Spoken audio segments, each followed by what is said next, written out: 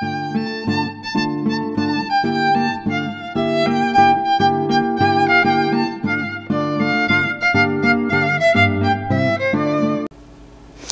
guys, this is your weekly horoscope for the 11th till the 16th of September with me, Lada from astrallada.com.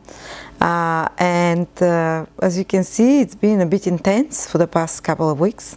Actually, the whole summer's been intense, if you ask me, with the eclipses and everything. But as I told you in previous videos, Mars and Mercury have been together almost for the past 3 weeks, very close together, because usually they just join together for about 2-3 days and that's it for the year. But this time Mercury went retrograde, which means that it was and Mars moves much slower, so Mercury caught up 3 times with Mars while it was moving backwards and forwards. And it means that this energy was with us for the last couple of weeks, even 3 weeks, 2 weeks, and we have one more week when this energy is very intense around us. This is the week we're talking about, because at the end of the week Mercury and Mars join together. But I believe that the whole week will be under the influence, and it's been for the past 2 weeks under the influence of this conjunction. And you can see Mercury rules winds, Mars rules hot weather and turbulence, and you see all those crazy tornadoes and hurricanes that have been forming one after another, that never been so strong around the Atlantic, you know. And you see those fires, Mars rules fires, Mercury rules winds that are blaring all over the USA. And not only that, but those floods also that happen in India, it's a lot to do also with the full moon in Pisces that we're still under the influence of, because the full moon acts for a week before the full moon and 2 weeks after it. And you see so many floods happen, and flood Harvey, and we're going in for another, you know, the Bahamas and Caribbean or whatever have been flooded with the hurricanes. This full moon in Pisces conjunct Neptune. Neptune is the god of the oceans, the god of natural disasters connected to water, of powerful energies of the earth. And Pisces is the sign of the ocean, and the moon is a water sign, and the moon regulates the oceans and the waters of the earth. And you see too much water, what's happening? It's happening in the constellation of the water bearer, where exactly where the jug is pouring out water. So you see this kind of intensity. Of course, it brought good things as well. But I'm just wanting to say that we're still under that influence. It continues this week of the full moon, and we're under the influence of Mars conjunct Mercury. So this very fast, Mars rules something fast, Mercury winds that are spinning in a hurricane. So sending my prayers to the people that are being affected. It will finish. By the end of the week, this finishes, doesn't come back. So we'll be relieved from any stressful such situations. Hopefully the fires and the fast winds that are spreading the fires will also go down.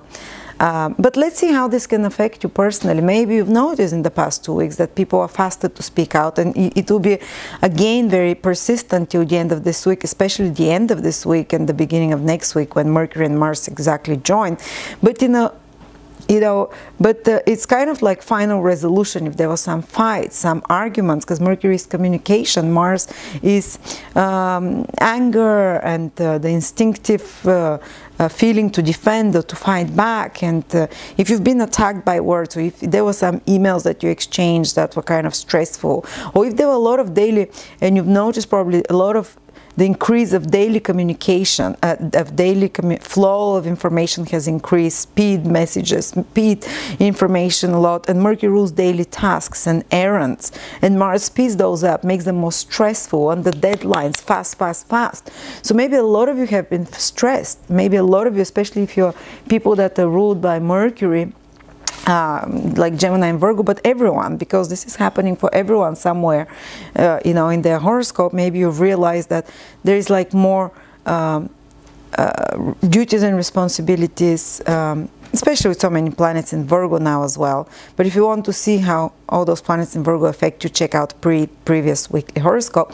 But you see, like in your private life, if there was some culmination of anger, some culmination of, you know, of competitive business. Mercury rules business, Mars is competitive, that sped up the processes or deadlines that you had to rush through to catch up with errands, and especially anything to do with writing, speaking, administrative work, white collar work, communications of any sort. This is Mercury, and Mars kind of either created more competition or kind of deadlines you have to follow, or stress that is happening there, speeding up. But you'll be able to achieve a lot of that because Mars gives it a lot of push forward, you know. But at the same time, it's stressful. The nervous system of people has been much more sensitive, especially with the full moon in Pisces as well, which is very psychic and emotional, and people are not as reasonable, or have not been as reasonable. But still, you know, this is the last week of that. Also be careful, protect your devices, communication, phones, laptops, your information. Mercury is not retrograde, but Mars is the planet, the rogue planet that rules like thieves and con artists in traditional astrology, that rules people that are not well-intentioned, that can harm you in some way through some kind of communication, through some kind of information, through some kind of contracts, through some kind of information, Mercury, through the internet or something like that. Of course, I'm not saying this will happen to everyone. It might manifest in the lower level. It might manifest to you like just having too many messages you have to catch up on, or emails, or just having, or just being more reactive and speaking out, or fighting with someone, or someone at your work, or whatever, you know, or just getting a lot of errands that you have to, daily activities, Mercury, that you have to, and plans that you have to rush through in some way. And the worst manifestation is those other things that I said, like not well-meaning people that can harm you somehow through words, through promises and stuff like that. So just be aware of that. But otherwise, as I said, it is good to move ahead with tasks fast, to plow through such, even though it's a bit stressful. The flow of information is very much increased. Business, competitive business, very good time for competitive business. You just feel driven to move forward. And all those planets are moving forward. So it's not going to bring new complications. It's actually, it's not going to, moving forward means that if something happens stressful, it's not going to come back to haunt you, because those planets are not becoming retrograde. So you have to, you know, after that, you'll see long-term consequences with the retrogradation. They're moving forward. There might be some stressful situations this week, and you'll breeze through them, you'll pass through them, you'll move forward. There'll be, you get a lot of things done, and there is completion, endings, because it's the third conjunction of Mercury and Mars. So of any such things that we were talking about, there will be like ending of those things, final culmination and ending. And there is another, I have good news for you though. And I started with the more difficult news, but I'm keeping the good news for everyone at the end. And the good news is that Jupiter, the whole week, and it's already very close, there will be on the degree of the star Spica. And Jupiter is the great benefic in astrology, planet of wealth and abundance. And Spica is in the constellation of the Virgin, and it's like the Virgin, where she's carrying like grains, you know, in her hands, which indicates abundance and fertility again, and the bounty of the earth. And Spica is in with the grains there, you know. So this is a star that's considered one of the most auspicious stars in the whole sky. And Jupiter, the planet of benevolence, of good luck, of divine blessing, is conjoined with this star of abundance, wealth, and spirituality. And as Trifon Nikolov said, if you watched our September video, he said that this prophesizes that there will be a good, you know, harvest, that there will be a good wines and food and stuff like that, you know. Abundance of your work, because Spica indicates the bounty and the results of our work. So people that have been working hard, people that have been putting the right efforts, you know, will receive some kind of bounty. Very likely next week, maybe starting this week and the week after that, while Jupiter, and this happens once every 12 years, that Jupiter is conjunct that star, very rare time, guys. So the next couple of weeks, and you know, or you will feel some kind of, if you've been doing something right, especially in the house of Libra, where Libra is situated in your horoscope, if it's Aries, through some kind of partnerships or relationships, some kind of bounty that comes to you, some kind of good blessing. If you're Taurus, it's in your 6th house, through some work, through some hard work that you've done. If you're Gemini, in your 5th house, through love, through children, through some creative project. If you're Cancer, some bounty and some good reward from nature and abundance and blessings that come to you through your home and family, through your loved ones in your personal life, property. If you're Leo, it's through your communications, contacts, through some kind of information, through some kind of business or commercial activity, or travel or information or skill. Some kind of bounty comes. If you're Virgo, it comes through some financially in some way. Through something material, tangible, 2nd house. If you're Libra, well, Libras will feel it the most. And I know not all Libras felt the positive influence of Jupiter in their sign this year, because there was some other, Jupiter was squared by Pluto and opposed by Uranus. But this now there can be some kind of bountifulness and blessings that come into their life over the next 2 weeks if they've been putting hard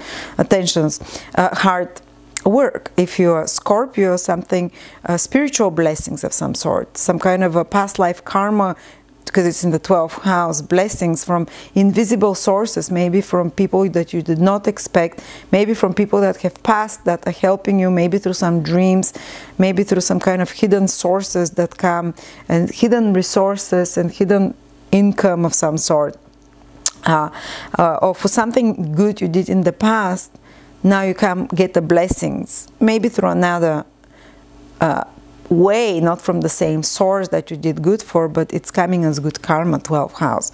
If you're Sagittarius, this bountifulness of Jupiter and this blessing with Spica can come to you through gains and earned income, or through some kind of recognition and respect from your peers and society in some sort, or through friends or a mentor or a benefactor of some sort, or completing some goal of some sort. If you are Capricorn, through your career, through authority figures, through institutions, through older people, through your vocation. If you are Aquarius, through a teacher, through a mentor, the 9th house, through your father, through travel, something to do, some bountifulness or positive development in higher education, through higher wisdom, or through in regards to foreign matters, foreign documents, travel, or something like that. Or higher knowledge and spiritual illumination. The Spica is extremely spiritual star. The 9th house is extremely spiritual house, and Jupiter is extremely spiritual planet. So this kind of might be like a spiritual blessing, spiritual awakening, awareness of some sort, or just a sense of happiness. 9th house rules happiness, or more luck. Just generally luck. If you're Pisces in your 8th house, through other people, through bountifulness that comes to you through business partnership or other people, or marriage partner of some sort, a collaboration or support to you from another. Okay, but so you see, Spica conjunct Jupiter, very rare, very auspicious. And by the way, Spica is a star that was associated with Isis in ancient time. It was associated with Divine Mother Goddess. Christianity associated with esoteric Christianity, which was based, the first Christians were all astrologers. If you don't know that, astrology was banned after that by people getting together and deciding is not right. But the first Christians were avid astrologers. They would be putting astrological symbols. The fish was their sign because it was the age of Pisces. They were occultists, but it was forbidden because, of course, the masses had to be controlled. Christianity became mainstream. You can't leave, and maybe that was for good, you can't leave occult knowledge in the hands of people that are not ready yet.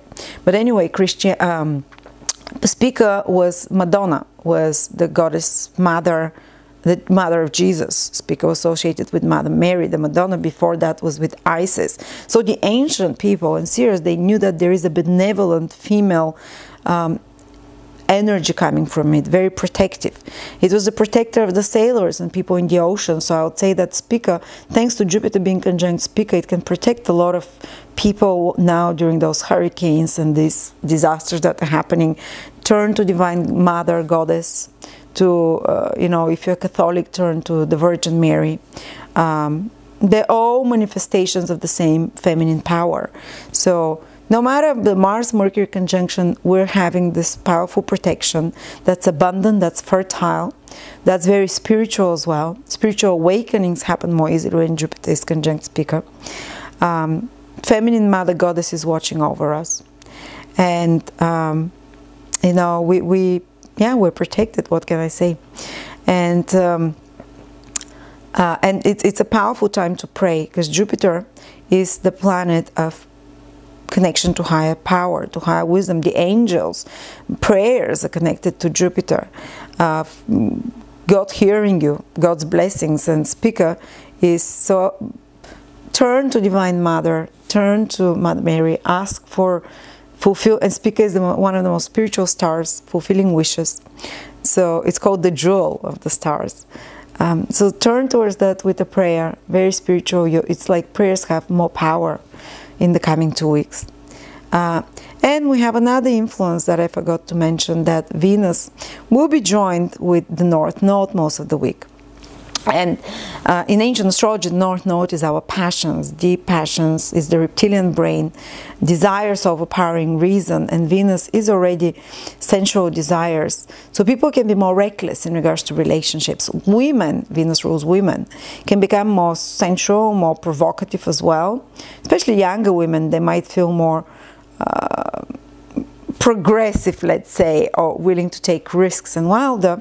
But people will be willing to take more risks in relationships and to do things that they usually don't do. And in regards to anything ruled by Venus, eating good food, indulgences, pleasures, physical pleasures of some sort. So we might lose a little bit of reason with Jupiter, with Venus conjunct the North Node, especially in regards to relationships. There might be some escalation and some kind of extreme states. The North Node magnifies any planets it is with. So yes, they can be powerful sensual experiences of love, experiences with foreigners, connections and romantic experiences with people that are very different socially, ethnically than us. So it takes a little bit of more daring to initiate such relationship, or it can bring into people's life like foreigners, you know, other cultures romantically or for partnership. Especially people that have Leo in them can feel this. So just telling you that, so you know that you'll be more impulsive in such matters. Thankfully, Saturn is helping Venus by making a trine, but the conjunction is much stronger than an aspect.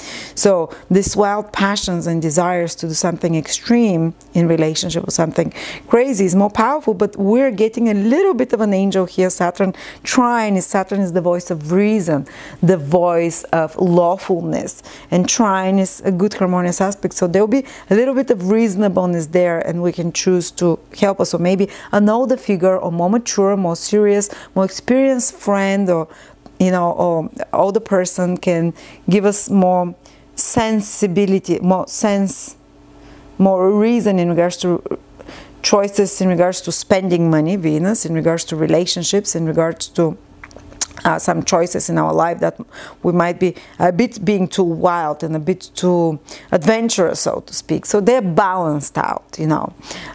So yeah, we might feel like spending more on extravagant things. Venus is money as well. Leo is something extravagant, something expensive.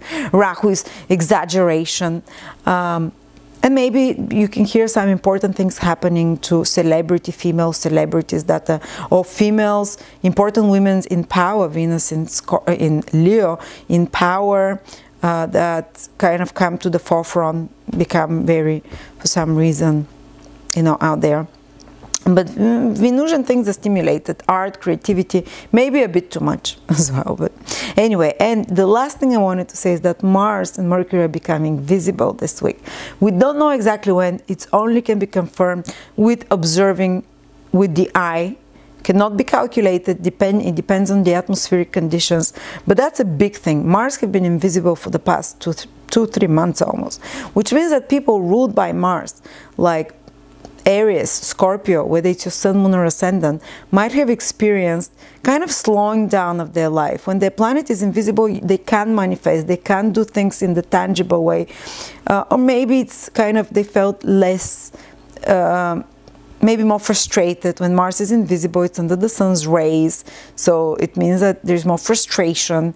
Or maybe there was like kind of, they couldn't make things happen fully. So now they're starting to become visible. They're gaining back their power. So gradually over the next week and forward, Martian people, Aries and Scorpios, will start gaining their power back, will start being able to manifest in the real world, to make things happen. Mercury is also becoming visible. It was invisible only for a few weeks.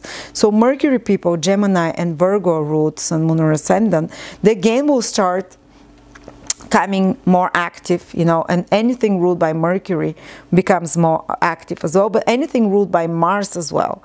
So people will gradually, everywhere, all the signs will start becoming more ambitious, more driven, because this is what Mars was hidden till now. You can initiate new beginnings. When Mars becomes visible, it's fantastic to initiate. It becomes a good time to do something competitive, to start physical routines and exercises, because while Mars is invisible, it might be harder for a person to be very to have the strength, you know, to do those things, because Mars is strength and willpower.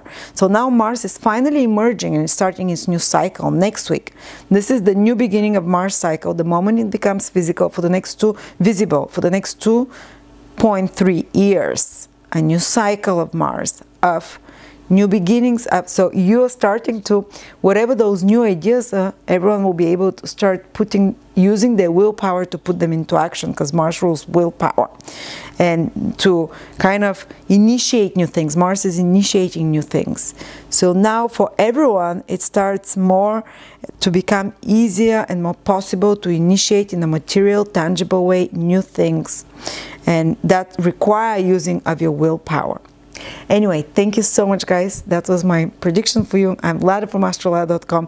Don't forget to join me on the 30th of September, Jupiter in Scorpio, and how it's going to affect you personally, personal predictions. Thank you.